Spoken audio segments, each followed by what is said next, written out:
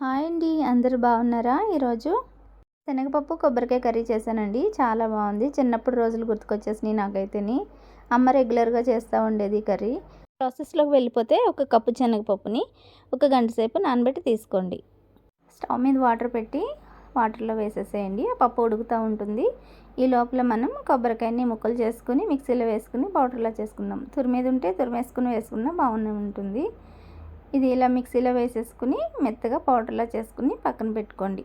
పప్పు సగం ఉడికిన తర్వాత 4 పచ్చిమిర్చి చీలికలు, 1 ఉల్లిపాయ చీలికలు, అలాగే మనం మిక్సీ పట్టుకున్న కొబ్బరి కూడా వేసేసి అలా ఉడకనివ్వండి.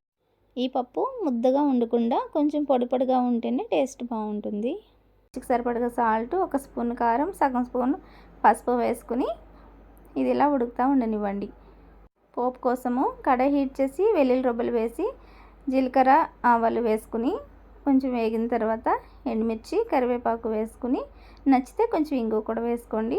పోపు ఎర్రగా వేగిన తర్వాత ఈ పప్పు అనేది ఇలా వేసేసి ఇది నీరు చెమ్మంతా పోయేంత వరకు బాగా వేయించేసేయండి. అంతేనండి. ఉప్పు కారాలు టేస్ట్ చేసి చెక్ చేసుకుని వేడివేడిగా సర్వ్ చేసుకోండి.